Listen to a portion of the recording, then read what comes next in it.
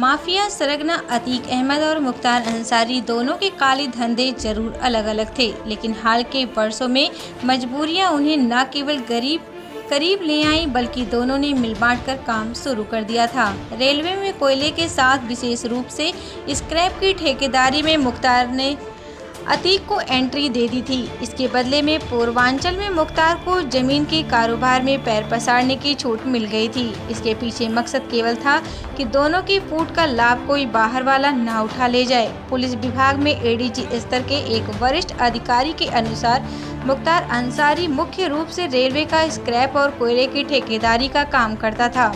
मुख्तार का काला कारोबार पूर्वांचल से लेकर पश्चिम यूपी तक फैला हुआ था।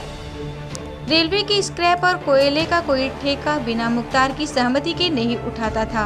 हालांकि वर्ष 1995 के बाद उन्नाव के एमएलसी अजीत सिंह ने इस धंधे में अपना दखल दिया। ऐसे में मुख्तार ने अपने साथियों के साथ अजीत सिंह पर हमला करवाया। अजीत सिंह इस हमले में बाल बाल बच गए, लेकिन बाद में 4 सितंबर 2004 को जन्मदिन की पार्टी में ही उनकी गोली मारकर हत्या कर दी गई।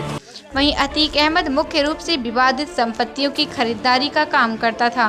विशेषकर पूर्वांचल में उसने अरबों रुपए की संपत्ति खरीदी और बेची। पुलिस अधिकारी के अनुसार अजीत सिंह से मिले चुनौती के बाद कमजोर हुई साख और बदली राजनीति परिस्थितियों के बीच दोनों माफिया ने हाथ मिला लिया। कानपुर में रहने वाले रेलवे के एक बड़े ठेकेदार ने नाम न छापने की शर्त बताई कि करीब 8 साल पहले उन्होंने रेलवे का स्क्रैप नीलामी में खरीदा था। इसके बाद अतीक अहमद का फोन उसके पास आया। उसके बिना उसकी मर्जी के स्क्रैप खरीदने पर धमकाया। में लगा पैसा उसे वापस कर दिया गया और 100 टन से ज्यादा स्क्रैप अतीक के लोग उठाकर ले गए। ठेकेदार के मुताबिक मुख्तार अंसारी ने इस धंधे में मिल रही चुनौतियों के मद्देनजर बिंदगी रोड स्टेशन से मिर्जापुर के बीच स्क्रैप के ठेके की जिम्मेदारी अतीक को दे दी थी।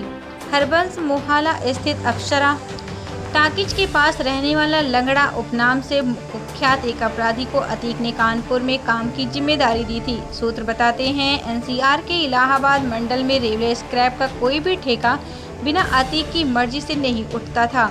अंदर खाने दोनों में क्या हिसाब किताब था कोई नहीं जानता, लेकिन बताते हैं कि इसके बदले अतीक ने पूर्वांचल में विवादित संपत्तियों की खरीदारी के धंधे में मुख्तार को एंट्री दी थी। कानपुर का माफिया सरगना राजू गर्ग भी इन दोनों माफिया के बीच की कड़ी था।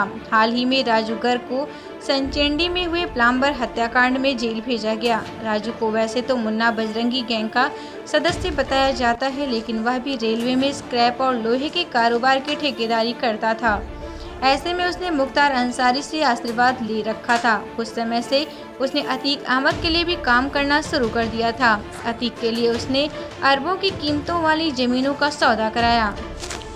पुलिस एनकाउंटर में मारे जाने से पूर्व अतीक अहमद के बेटे असद को पूड़े में छिपाए जाने की योजना थी। यह प्लान किसी और ने नहीं बल्कि दाऊद इब्राहिम गैंग के आबू सलेम ने तैयार किया था। अतीक को डी कंपनी के करीब लाने में मुख्तार अंसारी ने बड़ी भूमिका निभाई थी। उत्तर मध्य रेलवे के एक अधिकारी के मुताबिक प्रयागराज मंडल में हर साल करोड़ों का स्क्रैप का ठेका उठता है। पिछले वित्तीय वर्ष में 65 करोड़ रुपए का ठेका उठा था। सूत्रों के मुताबिक इसमें से करीब 55 करोड़ का ठेका सीधे अतीक अहमद के नाम से दूसरे ठेकेदारों ने लिया था।